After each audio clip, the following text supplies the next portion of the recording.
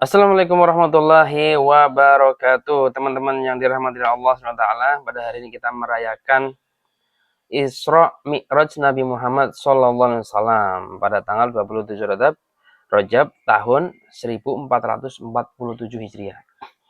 Tidak terasa udah tahun 1447 Hijriah. Jadi 1447 tahun yang lalu Rasulullah SAW berhijrah. Dan Isra Mi'raj terjadi pada tahun ke-10 kenabian. Artinya ditambah 3, ya sekitar 1450 tahun yang lalu itu terjadi peristiwa Isra Mi'raj. Yang mana peristiwa Isra Mi'raj itu adalah peristiwa yang sangat luar biasa, merubah tatanan dunia, merubah Mekah, Madinah, merubah akidah umat Islam, merubah ibadah dan sebagainya.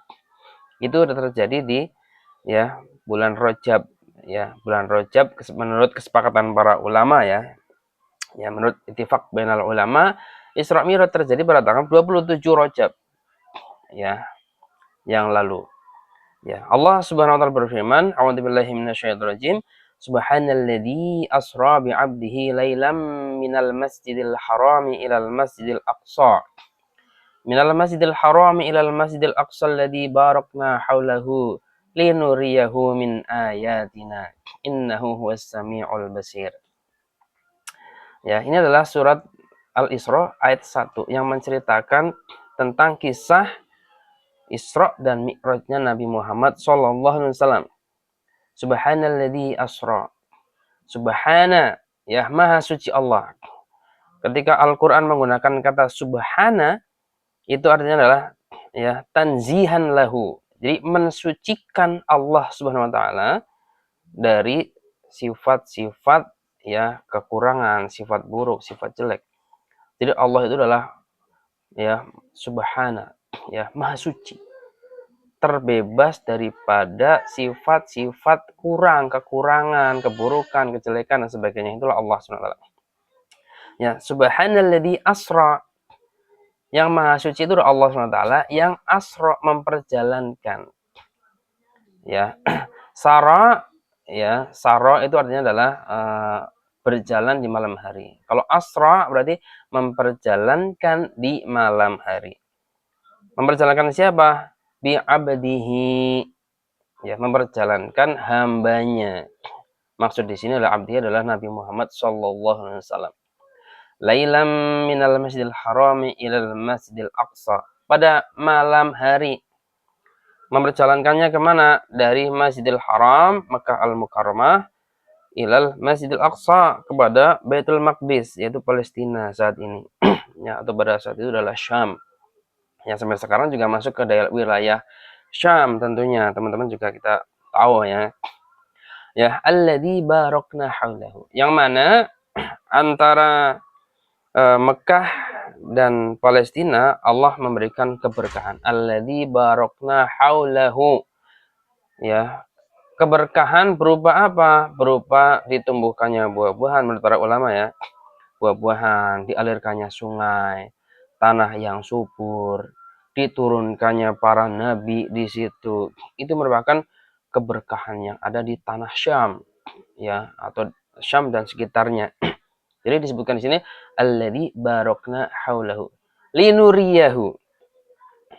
Linuriyahu, agar kami memperlihatkan kepada Nabi Muhammad SAW min ayatina, daripada tanda-tanda kekuasaan kami. Jadi Allah SWT ingin memperlihatkan tanda-tanda kekuasaan Allah SWT kepada Nabi Muhammad untuk menguatkan dakwah. Jadi kan ceritanya sebelum Nabi Muhammad SAW itu Isra wal Mi'raj terjadi namanya Amul Husni, tahun-tahun yang penuh dengan kesedihan, yang mana istri beliau Khadijatul Kubra wafat, kemudian Abu Thalib yang selalu membela juga wafat. Disitulah Rasulullah SAW mengalami kesedihan yang sangat luar biasa. Kemudian dakwah, setelah ditinggal dua orang yang sangat dicintainya, dakwah ke Taif, beliau dakwah ke Taif, ternyata di Taif ditolak dengan sangat kasar, dilempari batu sampai berdarah-darah. Ya, sehingga Allah SWT ingin menguatkan kembali ya mentalnya Nabi Muhammad SAW agar ini loh nanti akan kami perlihatkan ayat-ayat kami kepada engkau wahai Muhammad ya agar tetap semangat berdakwah bahwa nanti itu akan ada pertolongan gitu ya, akan ada pertolongan meskipun sekarang dalam kondisi sempit gitu. Jadi ketika pulang dari Taif pun ya Rasulullah SAW itu diboikot, tidak boleh masuk ke Mekah. Berasa itu wah tambah ruwet lagi gitu. Dakwah di Mekah ini sudah sampai mentok, sana sini mentok, pengikutnya cuma sedikit dan sebagainya. Maka Allah SWT pengen ya salah satunya adalah menghibur Nabi Muhammad SAW dengan memperlihatkan kekuasaannya bahwa nanti wahai Muhammad, nanti umatmu ya kekuasaan Islam itu akan segini segini segini, diperlihatkan pada Isra Mi'raj ya, linuriyahu min ayatina. Di antara Rasulullah SAW ketika itu adalah pertama peristiwa yang terjadi di Baitul Maqdis. Rasulullah SAW pada saat itu adalah menjadi imamnya para nabi. Jadi Allah SWT kemudian memerintahkan para Nabi Muhammad SAW untuk sholat, yang mana sholatnya di belakangnya adalah para nabi-nabi.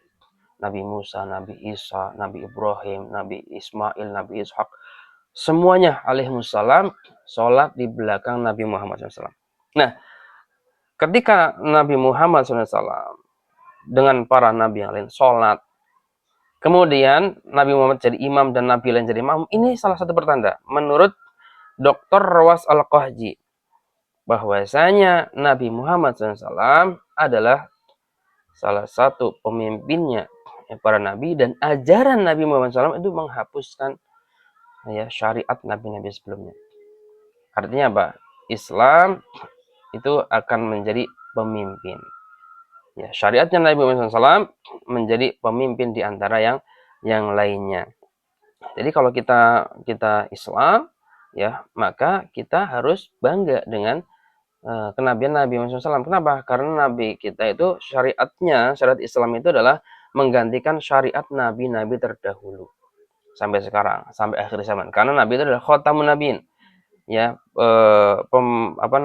akhir dari nabi. Jadi nabi-nabi sudah tidak ada lagi. Nabi terakhir adalah Nabi Muhammad yang menjadi imamnya mereka semua ketika di Baitul Maqdis. Ya, kemudian di antara peristiwa-peristiwa sangat luar biasa, Nabi Muhammad SAW kemudian Mi'raj kepada Sidratul Muntaha, diperlihatkan di situ. Ya, bertemu dengan nabi-nabi yang lain juga, kemudian diperlihatkannya ada surga, diperlihatkan juga ada neraka di sana, orang-orang yang masuk surga, orang-orang yang masuk neraka. Diperlihatkan pula kemudian bentangan kekuasaan umatnya Nabi Muhammad SAW mulai dari timur sampai baratnya. Ya, sehingga apa? Ini menjadi satu pertanda bahwasanya Islam akan dimenangkan oleh Allah Subhanahu wa taala. Kekuasaan akan membentang dari timur ke barat. Ya. Dan juga yang paling penting adalah ketika di Sidratul Muntaha Rasulullah SAW menerima langsung perintah untuk sholat 5 waktu. Ya, sebelumnya sholat itu cuman nggak sampai 5 waktu. Tapi kemudian ketika di Isra Mi'raj itu ya Allah memerintahkan kepada Nabi Muhammad sholat 5 waktu. Maka sholat 5 waktu ini menjadi pondasi tauhid, menjadi pondasi agama, bahkan menjadi rukun daripada agama Islam. Sholat ya, sholat kita harus benar. Bahkan sholat menjadi ya salah satu faktor penentu kebaikan sosial. Dengan apa? Inna sholata tanha 'anil fahsya'i wal munkar. Salat itu mencegah dari perbuatan keji dan munkar. Maka perintah salat ketika Isra ya, ketika Mi'raj itu adalah menjadi pondasi penting pembentukan masyarakat. Jadi masyarakat yang baik itu adalah masyarakat yang senantiasa melaksanakan salat. Karena dengan dilaksanakannya salat, maka tanha 'anil fahsya'i wal munkar. Mencegah dari perbuatan keji dan munkar. Bahkan sholat itu juga menjadi penolong ketika terjadi kerusakan misalkan di masyarakat. ya, kerusakan mungkin ada kesusahan di pribadi, Allah menyuruh kita apa? Allah menyuruh kita apa? Ya, wasta'inu bis-sabri was-shalah. Minta pertolonganlah kalian dengan sabar dan sholat. Ya, ketika terjadi misalkan saat ini ada bencana alam, ada kerusakan alam, kerusakan masyarakat, ya, kerusakan alam itu mungkin hal kecil, meskipun itu hutan, gundul, banjir, sebenarnya itu kecil. Tapi yang lebih besar daripada kerusakan alam adalah kerusakan masyarakat, kerusakan sosial. Masyarakat Islam sekarang tidak lagi peduli dengan syariat. Ya, pemudanya kemudian jarang sholat, bahkan mereka minum minuman khamar, mereka berjudi, mereka pergaulan bebas, itu kan berarti melanggar semuanya. Itu dari interaksi sosial. Sebenarnya sudah tersirat dalam Isra Mi'raj itu adalah bagaimana cara memperbaiki.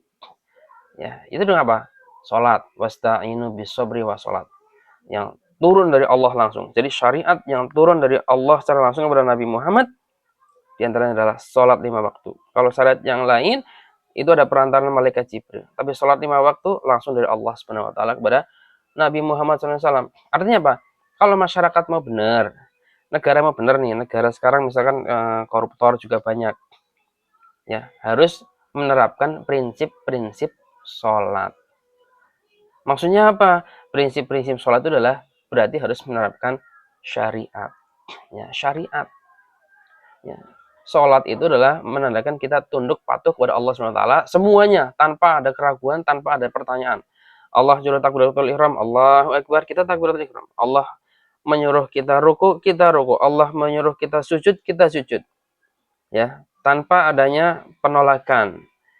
Ya. Nah, ini adalah gambaran kecil bagaimana Allah sebenarnya ya miniatur ketaatan individu.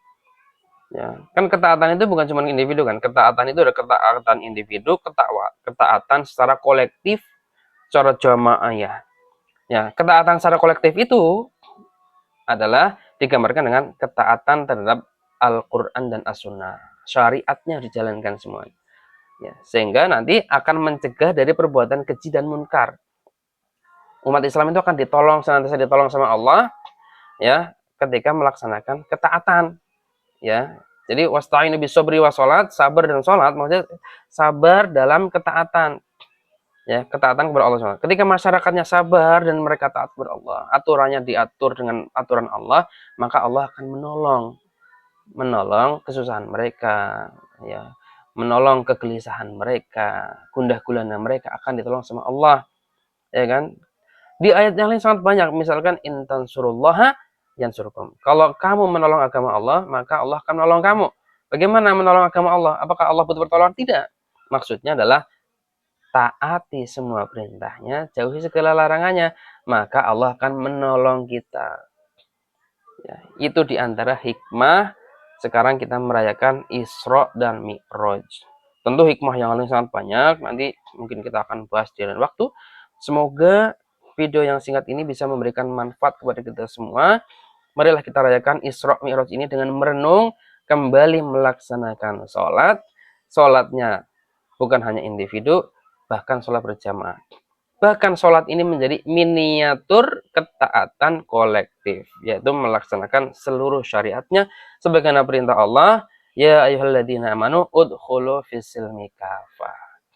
Wahai orang-orang beriman, ya, masuklah ke dalam Islam secara kafah, totalitas, dijalankan semua sehingga ya Allah akan menolong kita wa yusabbit aqdamakum dan akan mengokohkan kedudukan kita di muka bumi ini. Jadi Islam itu tidak menjadi terhina lagi. Islam akan menguasai dunia.